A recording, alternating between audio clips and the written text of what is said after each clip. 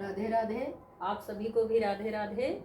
तो आज मैं गीता रहस्य के प्रभु के वचन ही है, इंसान किस तरह से सुधर सकता है और प्रभु में अपना मन लगा सकता है। तो मैं प्रभु की ही बातें बताने चल रही हूँ, प्रभु की आज्ञा लेके। हे प्रभु, आप अपनी कृपा बरसाएं ताकि मैं ये कथा लोगों तक पहुंचा सकूं। और मैं बीच बीच का पैराग्राफ ही पढ़ूं, पूरा अध्याय नहीं पढ़ूंगी प्रभु, तो इसलिए मुझे माफ़ करना। बस ये ज्ञान सब तक पहुंचना बहुत ज़्यादा ज़रूरी है, ताकि अगर ज्ञान हमें एक दूसरे के जरिए ही मिलेगा, मुझे मिले या किसी और को मिले, तो आपकी कृपा से हमारा जीवन सफल हो जाएगा। जय श्री राधे, जय श्री राधे। सुर कहें श्याम सुनो, शरण है तिहारे, अब की बार पार करो नंद के दुलारे। किंतु जीव बड़ा अभिमानी है, वह ऐसी प्रार्थना करता ही नहीं है। जीव है तो खाली हाथों वाला, फिर भी वह अकड़ कर ही चलता है। नहीं विद्या बल वचन चतुरी, ईश्वर की कृपा के बिना मनुष्य के पास आ ही क्या सकता है। जीव भगवान की शरण ले तो उसके सभी पाप दूर हो सकते हैं, क्योंकि भगवान ही ने तो वचन दिया है। प्रभु ने ही सबको वचन दिया है। लेकिन इस चीज़ का आजकल ना, हमारे कलयुग जैसे जैसे बढ़ता जा रहा है, तो लोग भूलते जा रहे हैं और अपने संस्कार और अपने सभ्यता भुलाते जा रहे हैं। तो इसी तरह से प्रभु बताते हैं कि हर इंसान के अंदर मैं हूँ, बस उसे पहचानने की जरूरत है। सन्मुख हो ये जीव मोही जबहि, जन्म कोट गहन नसहूं तबहि। जो मेरा, गीता में भी कहा गया है, नमे भद्र प्रणय सती, जो मेरा हुआ है उसका कभी कोई विनाश नहीं कर सकता। शुद्ध प्रेम में तो औरों को सुखी करने की ही भावना होती है। तृतीय उपनिषद में 4 सूत्र हैं। तो प्रभु खुद व्याख्या कर रहे हैं। आप लोग बड़े ध्यान से इस कथा को सुने, और जितना मेरी ये कथा सुने और वीडियो जहाँ तक पहुँचे उसे शेयर करें। और लोगों का ज्ञान देने का बस एक ही ये तरीका है कि हम उस वीडियो को 4 अपने बच्चों के सामने खोल के बैठना चाहिए, ताकि हमारे बच्चे भी इन सब चीज़ों का ज्ञान ले सकें। मातृ देवो भव, पितृ देवो भव, आचार्य देवो भव, अतिथि देवो भव। एक महात्मा ने इन सूत्रों में एक और सूत्र भी जोड़ दिया है, परस्पर देवो भव। काल नहीं कलेजा मन बिगड़ गया है, इसके कारण कलयुग आया हुआ है। मनुष्य एक दूसरे को देव रूप मानने लगे तो कलयुग सतयुग बन सकता है। अगर हम एक दूसरों की बुराइयां ना देखें, एक दूसरे में भगवान का रूप देखें कि वो भी एक इंसान है, मैं भी इंसान हूँ, उससे गलती मुझसे गलती हो सकती है तो उससे भी गलती हो सकती है, तो सब में भगवान है। तो जब सब में भगवान का रूप आप देखते हुए चलोगे तो कलयुग वहाँ वास कर ही नहीं सकता। आपके घर में मतलब लड़ाई हो ही नहीं सकती। तो इस तरह से प्रभु जी इस कथा में सुना रहे हैं। विबुध्यत बालकामी का ग्रहण चरा चारात्मास्य निमित्त लिते क्षण। पूतना को देखते ही कन्हैया ने अपनी आंखें क्यों मूंद ली? महात्माओं कई कारण बताए हैं इसके। पूतना नारी थी, नारी अवध्य मानी गई है। पूतना को देखकर भगवान सोचते हैं कि इसे मारना तो पड़ेगा ही। स्त्री ही हत्या करते हुए उसे संकोच हो रहा था, तो उन्होंने आंख मूंद ली। सामने कोई पुरुष हो और वीरता दिखानी हो तो और बात है, किंतु किसी स्त्री को मारने में कौन सी वीरता है?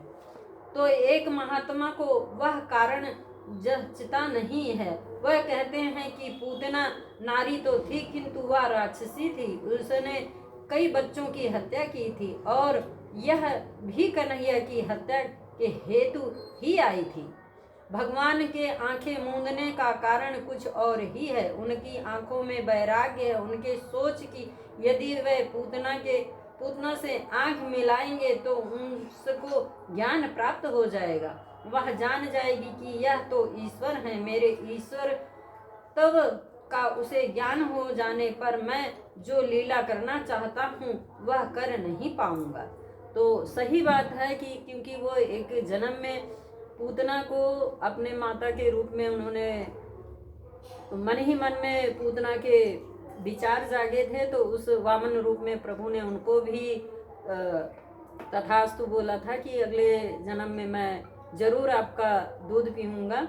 तो इसी तरह से प्रभु जी ने उनको आशीर्वाद दिया था। तो जो पूतना थी तो श्राप भी दी थी प्रभु को, तो ये सब पिछले जन्मों का था उनका। तो इसी तरह से सब जन अपनी अपनी व्याख्या मतलब करते हैं कि मतलब कोई कुछ विचार से जोड़ता है, कोई कुछ विचार से जोड़ता है, लेकिन जो कोई भी विचार जोड़ता है वो परमात्मा के पास तक ही पहुंचता है। तो इसीलिए हम अपने मतलब प्रभु की जो लीलाएं हैं सब हम उन्हीं में ही देखते हैं और सुनते हैं और प्रभु की हम व्याख्या करने लग जाते हैं। तो इसी तरह से फिर आगे बढ़ते हैं।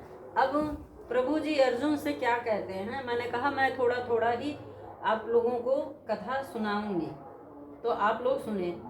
खुदा नजर दे तो सब सूरत खुदा की है, सूरत खुदा नजर दे तो सब सूरत खुदा की है। भगवान ने अर्जुन से कहा था, अर्जुन मैं जिस पर कृपा करता हूँ, अर्जुन जिस पर मैं कृपा करता हूँ उसे मेरे स्वरूप का ज्ञान हो जाता है। तो वो सही बात है कि जब प्रभु की कृपा आप पे बरसने लग जाती है, आप कितना भी घर में बोलोगे कुछ भी, कोई आपसे लड़ाई झगड़ा कुछ भी, लेकिन आप मन पे वो बात लोगे ही नहीं, क्योंकि उन सब बातों का आपका कोई मतलब पड़ता ही नहीं। और प्रभु आपके अंदर विराजमान होते हैं तो आपको नए नए रास्ते, नई चीज़ें, रास्ता ऐसे खोलते जाते हैं, आपका माइंड अच्छी अच्छी चीज़ों में लगाते जाते हैं। तो समझ जाओ कि आपके साथ आपके प्रभु विराजमान हैं।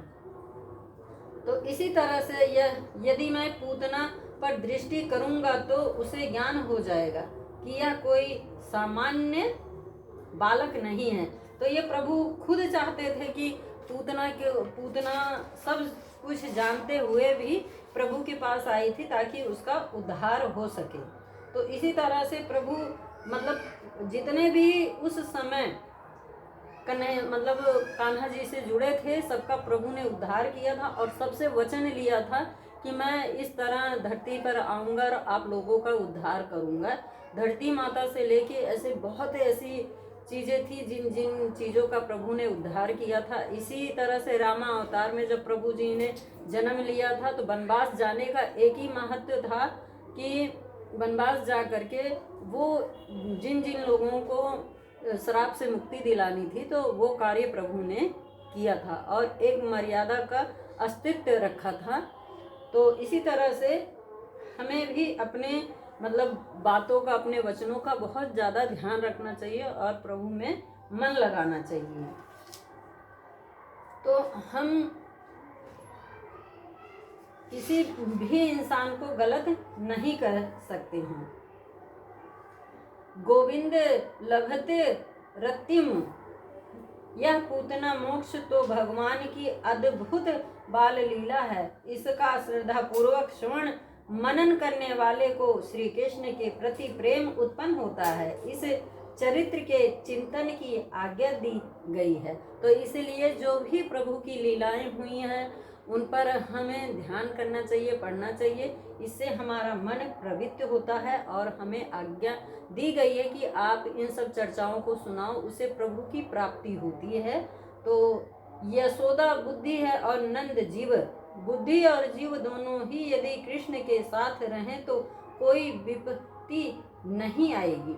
बाल लीलाओं की एक रहस्यमय बात है यह है कि नंद और यशोदा, जीव और बुद्धि जब जब गोकुल से दूर होते थे कोई ना कोई संकट आ ही जाता था। इसका अर्थ यही हुआ कि जब भी जीव ईश्वर से दूर जाता है, दुखी हो जाता है, यशोदा अर्थात बुद्धि जब श्री कृष्ण से परे हो जाती हैं और नंद अर्थात जीव जब श्री कृष्ण को भूल जाता है, राक्षस आ धमकते हैं। शरीर और इंद्रियों को व्यावहारिक कार्य तो करना ही है, किंतु बुद्धि यशोदा श्री कृष्ण से दूर होनी नहीं चाहिए।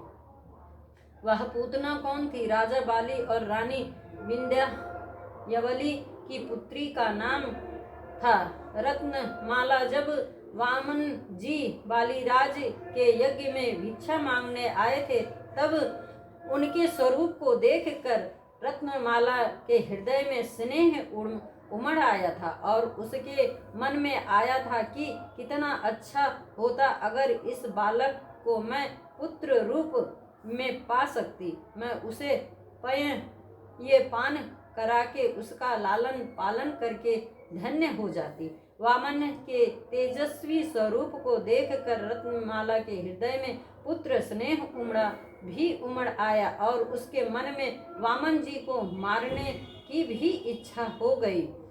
अब वह वत्सल भाव और शत्रु भाव दोनों को लेकर रत्नमाला पूर्व जन्म में पूतना बनकर आई।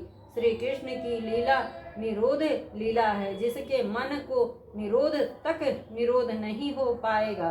जब तक किसी भी वस्तु में सूक्ष्म वासना भी रह गई होगी, मन का निरोध नहीं होगा और फलत मुक्ति भी नहीं मिलेगी। सुखदेव जी वर्णन करते हैं, राजन श्री कृष्ण ने जब संकटासुर का वध किया तब उनकी आयु 108 दिन की थी। 108 दिन की थी। कृष्ण के दर्शन किए बिना गोपियां यशोदा जी के पास बड़े सवेरे गोपियां आ गई तो उन्होंने कहा, अरे बांवरी सखियों, क्या मेरे लाला को देखे बिना तुम्हें चैन नहीं आता है? वह तो सोया हुआ है, इतनी जल्दी क्यों आ गई? तुम सब उसे देखना हो तो देख लो, किंतु हाँ, वह पर जोरों से बातें मत करना, नहीं तो वह जाग जाएगा। गोपियां कन्हैया को देखकर आनंद विभोर हो गई। एक ने कहा, सोया हुआ कन्हैया कितना सुंदर दिखाई देता है। एक ने कहा, लाला के केस कैसे घने सांवले हैं। दूसरी ने कहा, उसकी उंगलियां कैसी कोमल हैं। तो एक गोपी ने कहा, लाला के चरण ऐसे कोमल हैं कि पखारने का मन होता है। एक गोपी लाला की आंखों की बात करने लगी तो दूसरी अंधरोष्ट की लालिमा की लाल की आंखों की बात करने लगी। ये बातें गोपियां नहीं भक्ति कर रही थी। गोपियां तो भक्ति मार्ग की अर्चना कर रही थी। तो परमात्मा के अंग अंग का चिंतन करो। कृष्ण के सभी अंगों में दृष्टि को शिष्ट करना भी भक्ति है। स्वरूप शक्ति के बिना शक्ति फलवती नहीं हो पाती। भगवान का स्वरूप चित्त हृदय में उतारो। भगवान का आकार मन में जब जाता है तो दर्शन में बड़ा आनंद आता है। जब तक भगवान के स्वरूप के अस्तित्व नहीं हो पाती तब तक संसार की आसक्ति से छुटकारा नहीं मिल पाता है। तो ये बात सही है कि हम अपने प्रभु का एक एक अंगन देखते हैं और निहारते रहते हैं, बहुत सुंदर लगते हैं। और जब तक हम अपने प्रभु का नाम नहीं लेंगे तो हम इस दुनिया से तर भी नहीं सकते हैं। श्री कृष्ण ने अपने सौंदर्य तेज से गोपियों की दृष्टि को और बांसुरी के मधुर वनन से कानों को आकर्षित कर लिया था। गोपियां कृष्ण की ही बातें करती थीं, कथा सुनती थी। कृष्ण लीला में, कृष्ण कथा में जगत की विस्मृति हो जाती है। भगवान कहते हैं कि जो व्यक्ति उनका भजन और सेवा करता है उसके प्रति उन्हें बड़ा स्नेह हो जाता है। जब यादवों का विनाश हुआ था तब कृष्ण की आंखों से आंसू की एक बूंद तक नहीं टपकी थी। लाला के करवट बदलने पर अड़ंग परिवर्तन नाम का उत्सव मनाया जाए। परमात्मा को घर में पधारने के बाद हमेशा उत्सव करते रहेंगे तो वह हमेशा तुम्हारे घर में रहेंगे। भगवान श्री कृष्ण के उत्सव के दिन मन, शक्ति और वाणी का सही उपयोग करें। भगवान का श्रवण भी सारे दिन करते रहो। उत्सव के दिन प्रभु सेवा में देह भान तक भुला देना चाहिए। इस दिन अपनी आंखों से प्रभु प्रेम की व्याकुलता में अगर 2 बूंद आंसू भी ना गिर सके तो उत्सव मानना व्यर्थ ही होगा। उत्सव के दिन विद्वान वेद ज्ञाता सच ऋत ब्रह्मांड का सम्मान करने, केवल रिश्तेदारों को ही नहीं गरीबों को भी भोजन दो। गरीबों को संतुष्ट कराने से प्रभु प्रसन्न होते हैं। सच्चे साधु सन्यासी को भी भोजन कराना, स्वयं भी गोप योग करते रहने के बाद बदले जरूरत वालों को भी कुछ न कुछ देकर पुण्य प्राप्त करो। तो इसी तरह से हमारे प्रभु जी की कथा है। तो मैं और भी आगे सुनाऊंगी, अभी मैं सुना नहीं सकती हूँ क्योंकि बहुत गली में शोर हो रहा। तो प्रभु जी की कृपा थी कि बस मैं यहीं तक सुनाऊं, तो मैं आप लोगों को यहीं तक की कथा सुनाती हूँ। तो सब बोलो प्यार से, जय श्री राधे, जय जय श्री राधे।